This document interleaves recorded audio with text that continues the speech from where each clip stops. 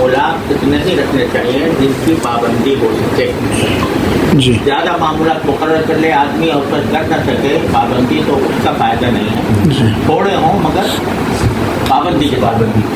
تو ایک تو قرآن کریم کی تلاوت سب سے پہلے امیدیں کرتے ہی ہوں گے لیکن زیادہ اہتمام کے ساتھ کوئی مقدار جو آسانی کے ساتھ جس کو نبھایا جا سکے اس کا مقدار متعین کر لیں کہ روزانہ اتنا کریں. 1 پارہ 1.5 پارہ 2 پارے آدھا پارہ اگر کوئی بہت زیادہ مصروف آدمی ہے لیکن کوئی دن خالی رہے. اور فجر کے بعد کا وقت کا یا فجر سے پہلے کا یا فجر کے بعد کا کام کریے رکھیں. تلاوت قرآن کریم اور مناجات مقبول جو حضرت ثانوی رحمۃ اللہ علیہ کی دعاؤں کی کتاب ہے اس کی ایک منزل جی 3 منٹ میں ہو جاتی ہے. ذرا سوچ سمجھ کے احتیاط کے ساتھ کریں. اللہ 5 منٹ لگے اور ناغہ نہ ہو. تیسرا 4 تسبیحات میں عرض کرتا ہوں وہ اس کی کوشش کر لیں کہ پابندی ہو جائے. سبحان اللہ وبحمدہ سبحان اللہ العظیم ایک تسبیح. سبحان اللہ والحمد للہ ولا الہ الا اللہ واللہ اکبر ولا حول ولا قوۃ الا باللہ العظیم جو تیسرا کریں. کتنی حدیث کے 100 مرتبہ. اچھا اور استغفار 100 مرتبہ. یہ صبح شام یا ایک دفعہ دن میں؟ پہلے شروع کریں صبح سے. اچھا استغفار 100 مرتبہ درود شریف 100 مرتبہ. اچھا یہ 4 استغفار کے کون سے طریقے؟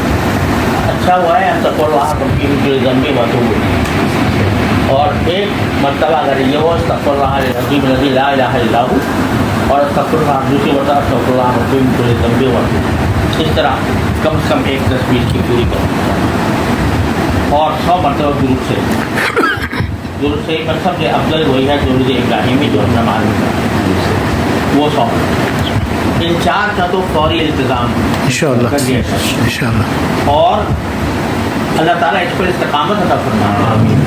تو پھر میں عرض کرتا ہوں کہ جب اللہ پر استقامت عطا فرماتے تو 500 مرتبہ لا الہ الا اللہ. لا الہ الا اللہ.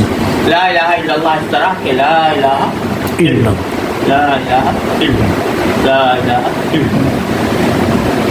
یعنی تصور یہ ہے لا الہ کہتے ہوئے کہ میں نے اپنے دل سے نفی کیا اور الا اللہ کہتے ہوئے اللہ کی محبت دل میں داخل کر.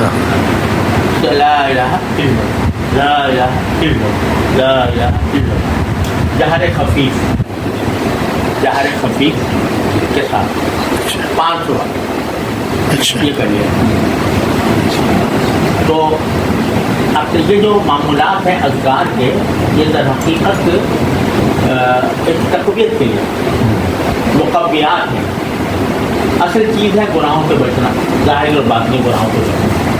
اس کے لیے کیونکہ آدمی کو لڑنا پڑتا ہے نفس سے اور شیطان سے تو یہ اللہ تعالیٰ نے یہ ذکر میں قوت عطا فرمائی.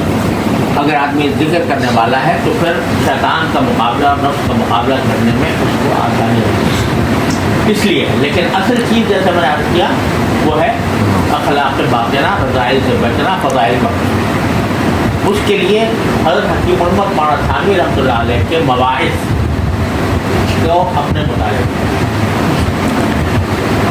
چاہے تھوڑا ہی ہو لیکن روزانہ کوئی نہ کوئی بات کا حصہ. مواعظ سب کے الحمدللہ. اور اس میں سب سے پہلے جو جلد ہے حقیقت تصوف و تقویٰ 10 بات ہیں اس سے آغاز کریں نہیں ہے. اور شروع میں جب حضرت کا جو اسلوب ہے نا وہ تھوڑا یعنی علمی اسلوب ہے تو آپ حضرات کو کوئی دقت نہیں ہونی چاہیے لیکن بعض اوقات اس سے مناسبت پیدا کرنے میں تھوڑا وقت لگتا ہے. لیکن جب مناسبت ہو جاتی ہے تو پھر آدمی اس کو چھوڑ نہیں سکتا. میں اپنی بات بتاتا ہوں میں نے یہ معمول بنایا تھا اپنے شیخ کی ہدایت کی بنا پر کہ ہر روز حضرت نے فرمایا تھا چاہے ایک صفحہ پڑھو لیکن پڑھ لیا.